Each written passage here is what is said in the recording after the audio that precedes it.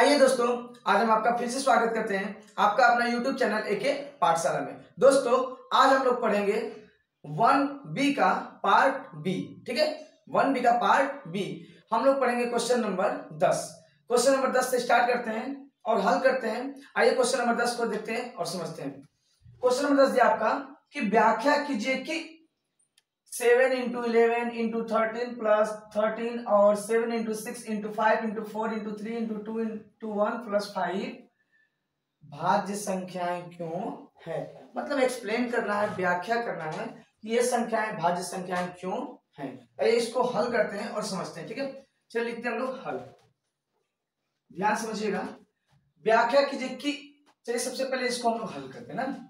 जब इसको हल करेंगे तो 7 इंटू मतलब गुणे 11 गुणे 13 मतलब 13 प्लस 13। और जब इसका हम लोग अभाज्य गुणनखंड के रूप में है ये, इसको जब एक्सप्लेनेशन करेंगे, व्याख्या करेंगे, तो आइए इसको क्या करते हैं, हल करते हैं। देखिएगा कि दोनों में क्या शामिल है, दोनों में 13 शामिल है, तो लिखेंगे 13।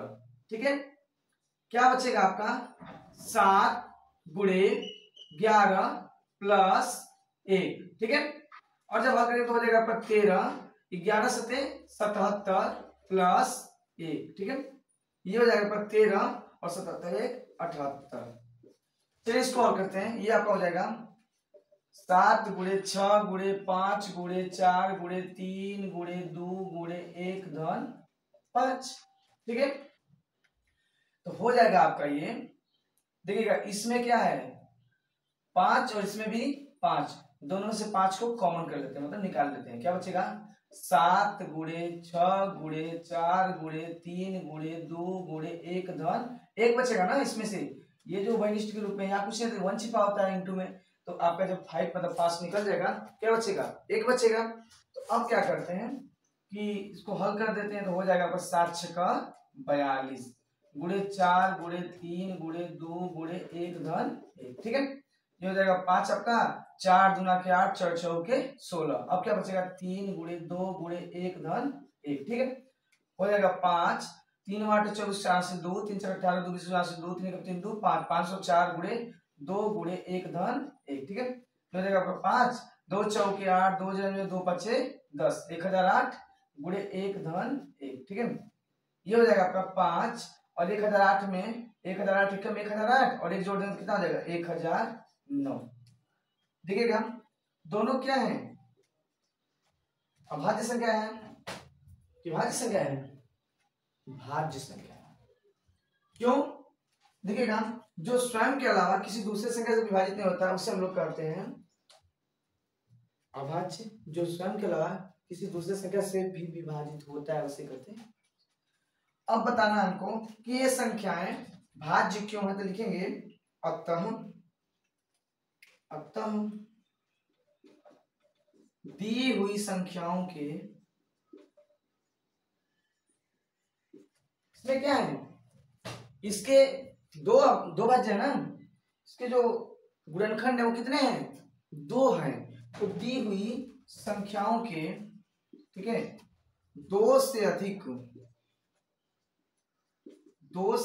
अधिक गुणनखंड है, 2 से अधिक गुणनखंड है, इसलिए यह संख्याएं भाज्य होंगे। यही बताना था, यही बताना। मतलब दी हुई संख्याओं के 2 से अधिक गुणनखंड है, इसलिए यह संख्याएं क्या होंगे, भाज्य होंगे। तो चलिए इसी क्रम में देखते हैं क्वेश्चन नंबर 11। ठीक है, क्वेश्चन नंबर 11 लिखते नहीं, समझा दे रहे हैं। क्वेश्चन नंबर 11 बोला आपका कि समझिएगा, किसी खेल के मैदान के चारों ओर, मान लीजिए कोई खेल का मैदान है जिसके चारों ओर एक वृत्ताकार पथ है। ठीक है, चलिए एक फिगर बनाते हैं, समझने में आसान हो जाए। चलिए किसी खेल के मैदान, ये मान लीजिए खेल का फील्ड है, मतलब मैदान है। ठीक है, जिसके चारों ओर एक वृत्ताकार, चारों ओर क्या है, एक वृत्ताकार पथ है। ठीक है, ये जो पथ है वो कैसा है, वृत्ताकार है। ठीक है, ये आपका खेल का मैदान है, ठीक है, और इसके चारों ओर वृत्ताकार पथ मतलब रास्ता है, ठीक है। चलिए इसको हम बनाते हैं रास्ता की तरफ, ठीक। ये हो गया आपका खेल का मैदान और इसके चारों ओर वृत्ताकार पथ। इसके बाद बोल रहे हैं आपका कि इस मैदान का एक चक्कर लगाने में सोनिया को 18 मिनट लगते हैं। मान लीजिए कोई सोनिया है ना, यहाँ मान लीजिए कोई सोनिया है,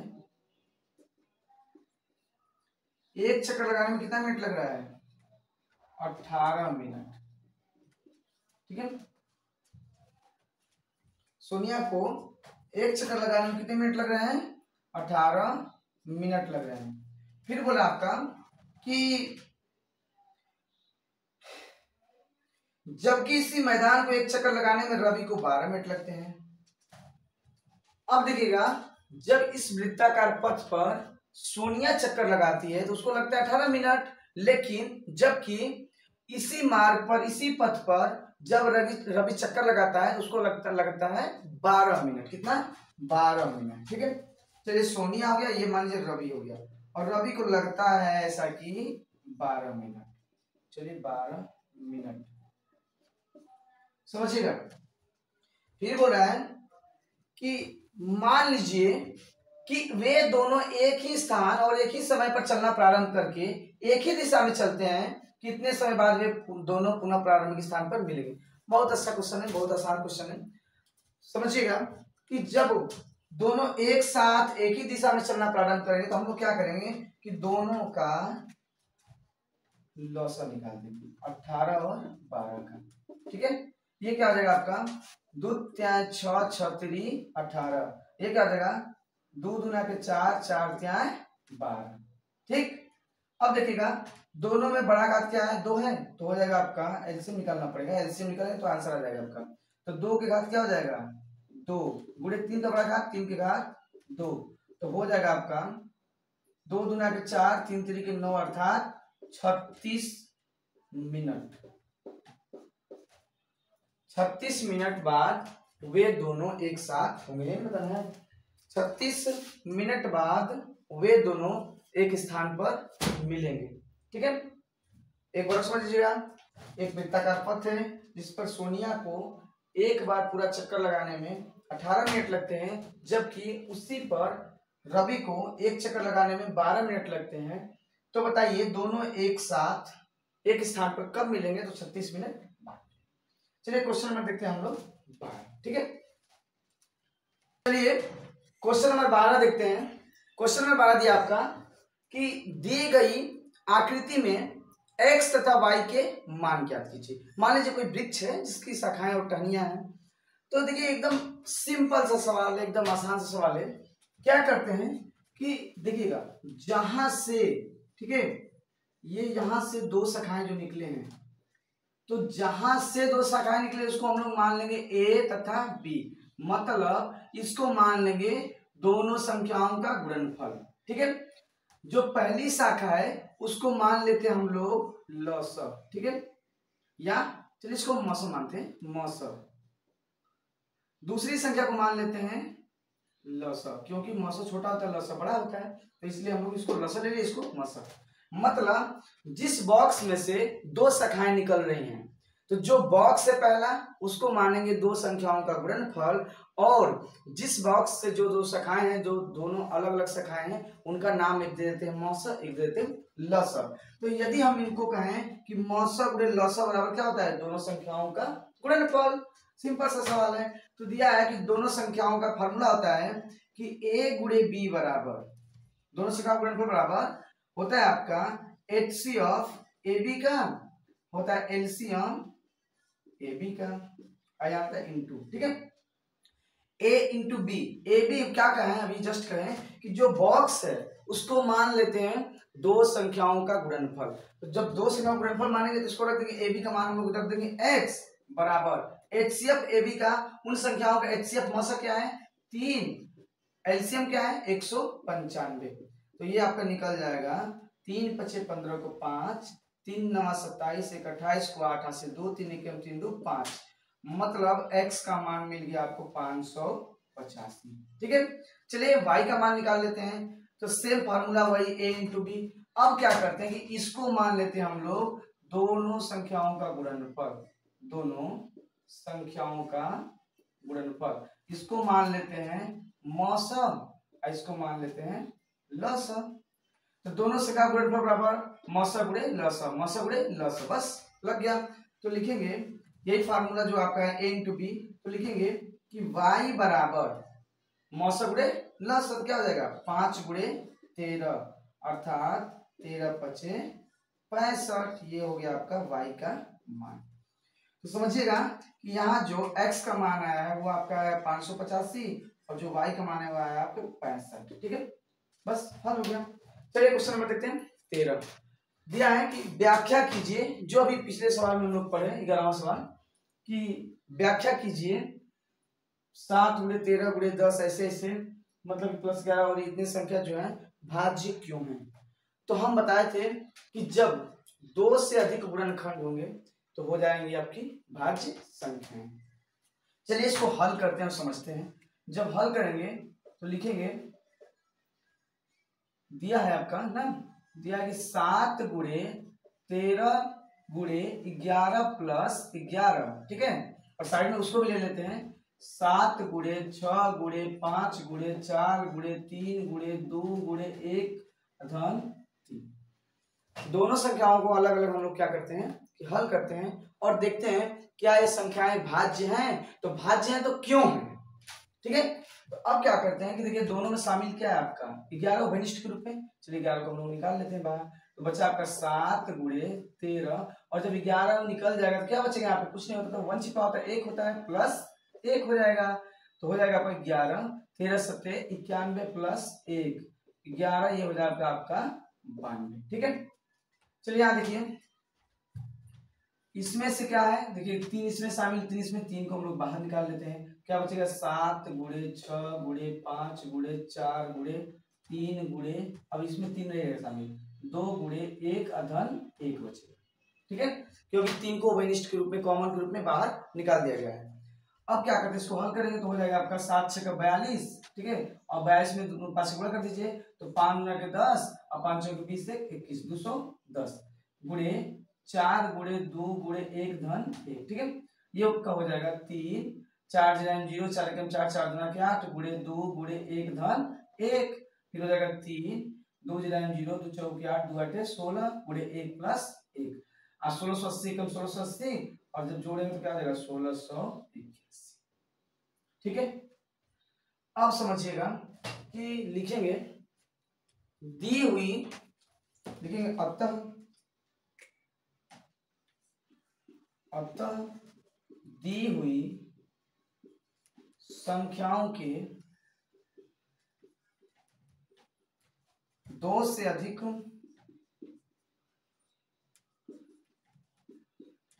गुणनखंड हैं, इसलिए यह संख्या भाज्य है।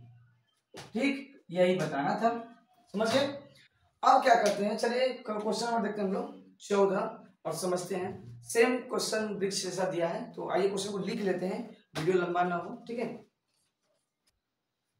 चलिए क्वेश्चन नंबर 14 को समझते हैं।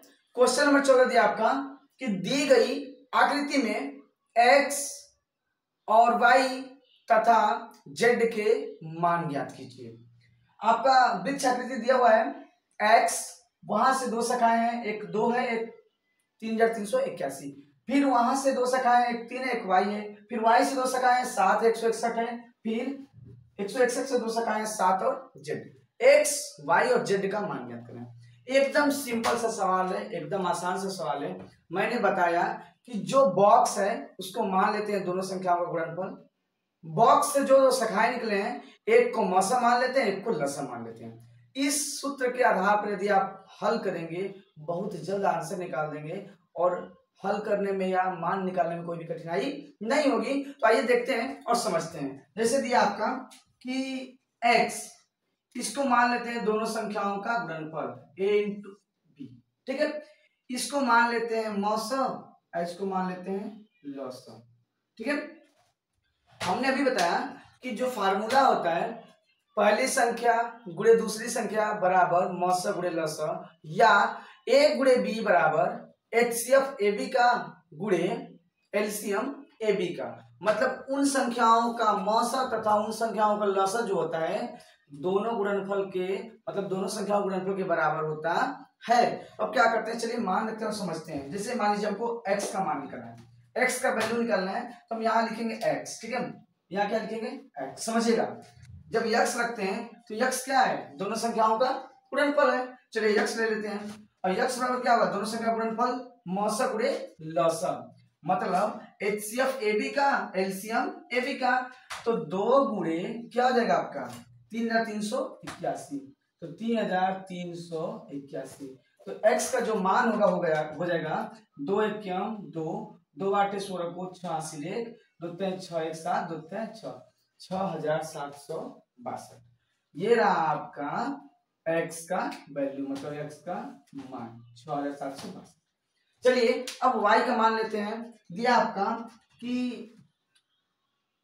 y 2 शाखाएं एक साथ 161 है। ठीक है, अब सोचिएगा कि अगर चाहे तो यहां से भी इसका मान निकाल सकते हैं हम लोग, और यहां से भी इसका मान निकाल सकते हैं। तो आसान यहां से इजी होगा आपका, क्योंकि y है तो मान लेते हैं दोनों संख्या गुणनफल, इसको मौसा और इसको लसा मान लेते हैं। तो इसको मान लेते हैं कि a गुणे b, मतलब दोनों संख्याओं का गुणनफल, और इसको मान लेते हैं एचसीएफ ए बी का, इसको मान लेते हैं एलसीएम ए बी का। ठीक है, जब इस बेस पर हल करेंगे तो लिखेंगे y बराबर, और y बराबर दोनों संख्या गुणनफल बराबर क्या होगा, एचसीएफ ए बी का कितना है 7 गुणे एलसीएम कितना है आपका 161।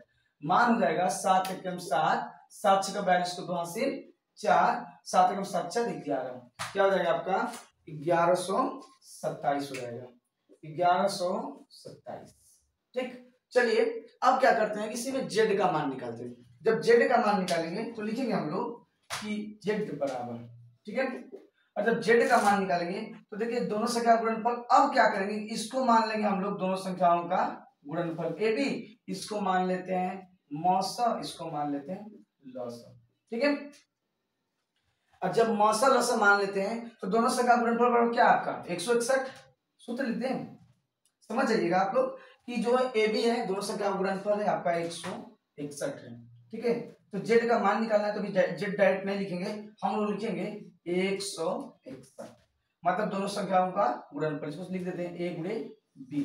ठीक है, दोनों संख्याओं का गुणनफल बराबर मौसा गुणे लसा, तो मौसा गुणे लसा, इसको लिख देते हैं एचसीएफ ए बी का। ठीक है, और ये एलसीएम इसका ए बी का। ठीक है, एचसीएफ मतलब हाईएस्ट कॉमन फैक्टर, एलसीएम मतलब लोवेस्ट कॉमन मल्टीप्लिकेशन, लघुत्तम समापवर्त। ठीक है, इसका महत्तम समापवर्त। अब क्या करते हैं कि इसको हल करते हैं, तो ये 161 है, ये क्या है 7z, मतलब 7z है। अब जब z का मान निकालेंगे तो ये क्या है 7, इसका गुणांक है। और जब हम लोग किसी भी संख्या का मान निकालते हैं तो जो गुणांक होता है वो क्या होता है, भिन्न के रूप में, मतलब बटा के रूप में हो जाता है, भाग के रूप में हो जाता है। तो आपका हो जाएगा कि 161 के बटा में 7 बराबर z, अर्थात 7 गुना के 14, इसमें 2 बचेगा, 7 तरीके 21, जो z का मान है वो आ गया आपका 23। ठीक है, z का मान क्या आ गया 23। तो क्रम से लिख देंगे हम लोग कि x बराबर 6762। ठीक है, फिर y बराबर 1127 एंड z बराबर 23। ये रहे आपके एक्स वाई जेड का मान, ये रहा आपका फाइनल आंसर। चलिए आपका 1B खत्म हो गया, अब हम लोग चलते हैं 1C में। जो भी डाउट है उसको क्लियर कर लीजिएगा। वो कहते हैं कि